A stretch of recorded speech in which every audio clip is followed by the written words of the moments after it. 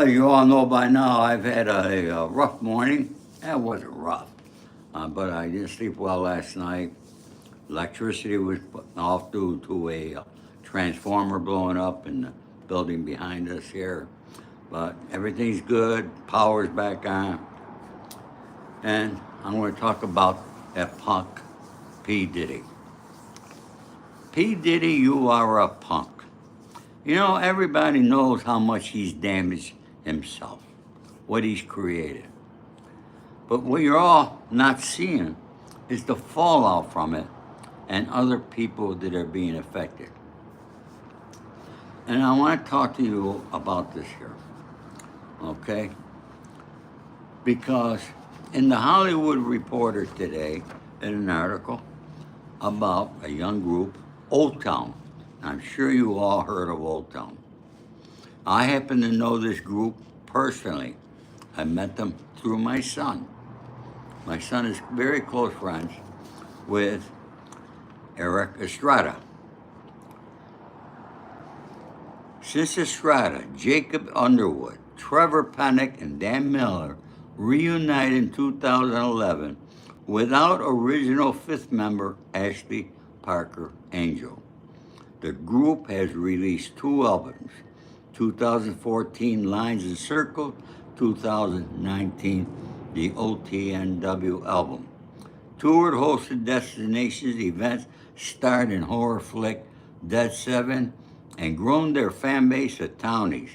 However, they tell the Hollywood Reporter their image and livelihood has been stained by Diddy's September arrest on charges including racketeering and sex trafficking. The fallout saw a lucrative contract for a large gaming company year-end party pull. Hi, Fred. Thank you for coming. Folks, why would this gaming company pull that contract on Old Town only because through no fault of their own they became affiliated with Diddy? And how that happened was they had a show on MTV with Ron Perlman. You all know who Ron Perlman is. He died in jail. He's the guy who started these young boys group. And that's who Old Town's first affiliation was with. Here again, they had no idea of the other things Ron Perlman was doing. Nothing at all. How would they know? They were just a young bunch of boys wanted to make it in the band. And they did. Folks, I'm going to tell you, I met and been in these young gentlemen's company numerous times. They are the cleanest, most nicest guys that you'll ever want to meet. They're young gentlemen, very good kids. I can't say enough about them. I know them, and I do anything for them. And I hope this can get out to those people at that casino that pulled the contract and anybody else. Because they had nothing to do with Diddy. It was MTV that brought Diddy in to run the show after Ron Perlman. They already inherited our own infamous producer manager Perlman from our version of Making the Band, and now another version in his mogul is affecting us, says Eric Estrada. He's 45 years old, almost the same age as my son. For our livelihood to be impacted this many years after the band was moved to him is so unfortunate. It is. Why would people, just because of that situation, why doesn't somebody take these boys for who they are? See, this is a problem we have in the world. And on social media, people get hurt maybe only by being around somebody. A lot of people say, hey, I got indicted because I was around Sonny Franchise. Whatever it is, I don't blame nobody. I take responsibility. But for these young boys making a career in the music business, which is very difficult to do, and they're still out there, they're still doing tours, and I'd like to know who that casino manager was that canceled that contract, because I will contact that person and let them know my mind. By the time Old Town wrapped their third season of making the band in 2002, the boy band had 2 top 10 hits, toured with Britney Spears, and were putting the series behind them as they prepared to launch their second album. As a new iteration of the show, helmed by disgraced Sean Diddy Combs, premiered months later, they never fathomed how they would be impacted. That's 2002. This is 2025. They had nothing to do. They weren't going to these freak parties with Diddy. They weren't doing none of that shit. But yet, some people doing these tours want to cancel. You're wrong. You're very wrong. It's almost 25 years since this group formed, and they're facing brand damage, hesitant show bookers, and a major event cancellation due to being associated with Diddy through making the band. They didn't select Diddy. It was MTV that selected Diddy at the time. At that time, Diddy was not the punk Diddy. He was not arrested. He didn't have charges against him at that time. So why, for something that somebody else did, so should these young men be blamed and be hurt? There's no reason at all. What kind of people do we have in charge of businesses today? These guys are not lovers of Diddy. And look, you can read the whole article. It's in the Hollywood Reporter. Okay, it's in there today. Just Google Hollywood Reporter. You'll see the article. So let's get back to this punk Diddy. Yesterday I told you about what he's doing in prison. And as far as we know right now, we're pretty certain he's in the East Building, which is the old building of MDC, which is dorms. I believe he's on the 4th floor. We're trying to get more accurate information. But 4th floor, the East Building is dorms. And when I say dorms, that means you're sleeping in one big room with 120 other prisoners. All right? Everybody's got a bunk. You're also eating in that room. You're taking a shower in that room. You're going to the bathroom in that room. You're doing everything there. It's totally open. I know. I was there. Not a nice place. And that's where Diddy the punk is. And look at the guards are right there. You see them all day long. And Diddy going to them all day long with different problems, taking their names, their badge numbers, and everything, and starting a diary. I think he's planning on using it in court of how bad it is. Look it. You got thousands of other inmates in these MDCs throughout the country. Diddy's going to be the only one crying. He's the only one crying like a little girl. Other inmates are not. They accept where they're at. They put themselves there. They know it. And now their job is to get themselves out of there.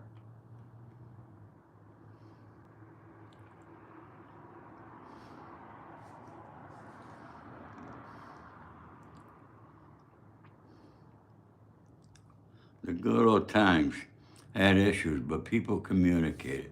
You know, Pamela, communication is the key to everything. And today, in the world we live in with social media, telephones, people have no idea what real communication is. I like to talk to people. I like to see people and talk to them. And I do that.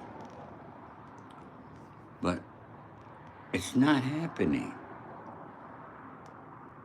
Today, people think if they text somebody, they're talking to somebody. They don't even know who the hell they are. Take somebody like me. Here on YouTube, Instagram, Twitter, Facebook, TikTok. They all got these message things. I'm getting thousands of messages a day. I try to answer some of them, but I can't possibly read them all. It's impossible. So the only way I could talk to you is by coming on here, doing a live show, trying to talk to you, and answer some of your questions. But you know what? Somebody calls me, I pick up the phone and call them back. I talk to people. I communicate with them. You got a problem with me? I'm going to call you up and ask you what your problem you got with me. But people use this as a way to get away with things. Social media. Somebody did AI, took Diddy's home, made it aflame like it's on fire, posted it, and thousands of people viewed it. It was a total lie.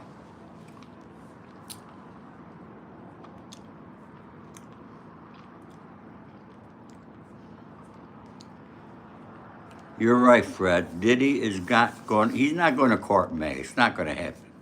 Okay, there's going to be superseding indictment. I'm surprised they haven't come out with a superseding indictment yet. Very surprised at that there. All right, but this is not going to happen in May like you're thinking. I'd be shocked if it does. Okay. I was there 30 months. That 30 months is 2.5 years. Okay? 2.5 years. Diddy's only been there, not even a year, folks. Been there, what, 6 months now? September, October, November, December, January. 5 months. Okay? And he's got a long time to go. Because when he's through at MDC, because I doubt he's going to take a plea deal, they're not going to offer him a low sentence, and I don't think he's got anybody higher that he could put the blame on and go snitch on. Because if he did, he already would have done that. No, I don't think so. No, Diddy's going to hang for his troubles that he created. Nobody else created it. He can't blame nobody else. He can't blame his mother, his father, Clive Davis, or anybody else. He did it. He's got to take responsibility now.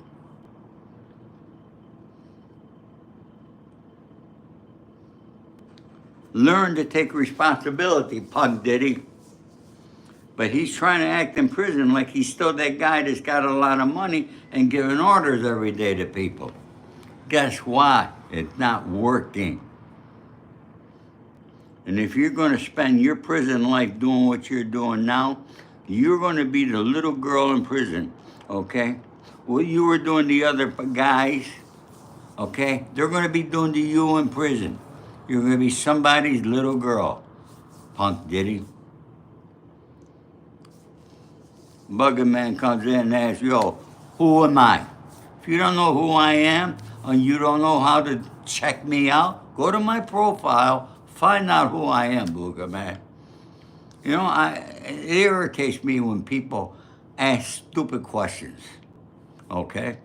Like I'm going to sit here and tell you, I'm talking about something else. You want to learn about me? Google my name. My name is Ori Spado. Mike, I think basically he's in general population. If it's still the same way as when I was there, that's the general population. Now they might have changed that because they made a lot of changes at MDC since I was there, and they might have made it into special housing with smaller groups and things like that there. So I'm not sure, okay? And I don't plan on going to MDC to find out either. All right, I get my information from somebody there. I can't disclose the name, like I said yesterday. Thank you, Pamela. You know, folks, I come here and I try to give you accurate information. I tell you like it is. You might like me, you might not like me. Yeah, Mike, I thought it was isolated too. But they could always change. You don't know what they're going to do there at MDC. But I assure you, the guards hate him. They don't like Diddy at all. So he's not having the best of times there. He's making his time as worse as you possibly can in prison. Because in prison, the first thing you learn to do, keep your mouth shut. Don't complain. You're there for a reason. They charge you. You got an indictment. That's what you should be concentrating on. How do you legally fight your case to get out of this predicament?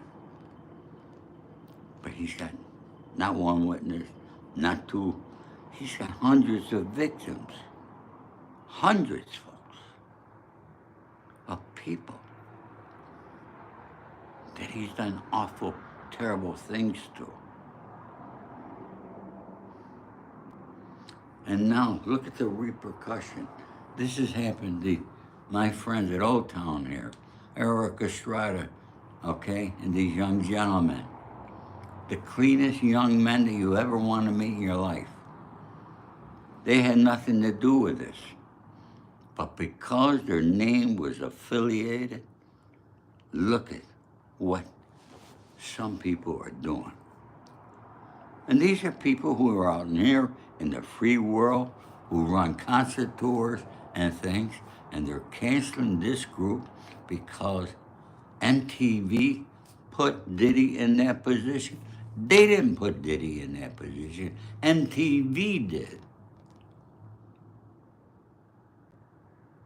But they're being blamed.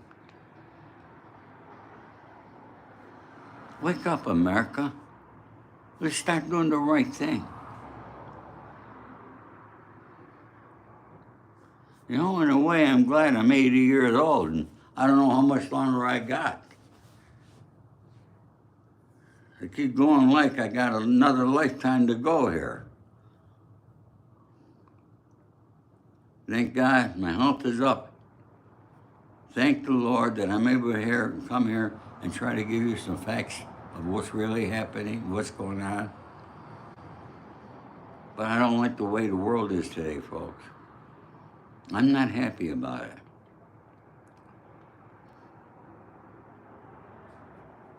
And then I have a guy like Grant Cardone, who I don't even know, and he doesn't know me.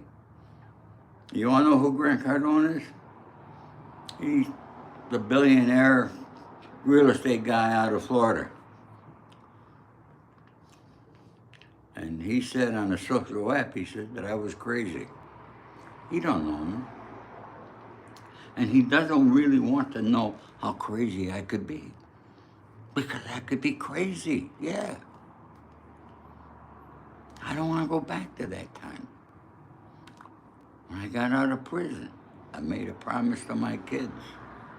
And I'm keeping that promise. I'm not going back to my old ways.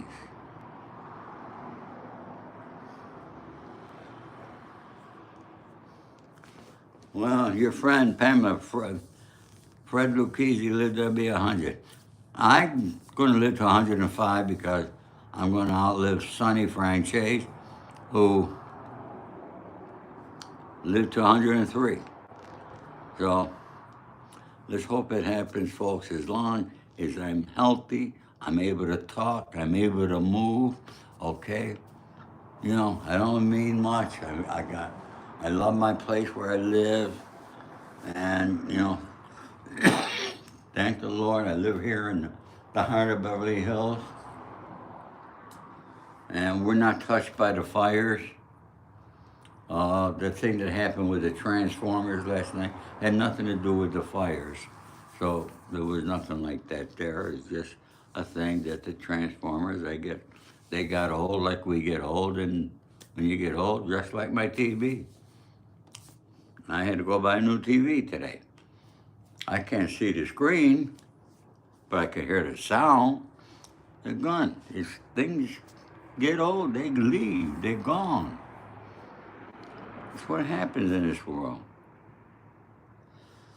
So, folks, thank you very much for joining me here today. And I don't have much more to say for today, folks. I got other things I got to do. I'm sure you all do too. As usual, all my love and respect to each and every one of you. Thank you for joining me. God bless.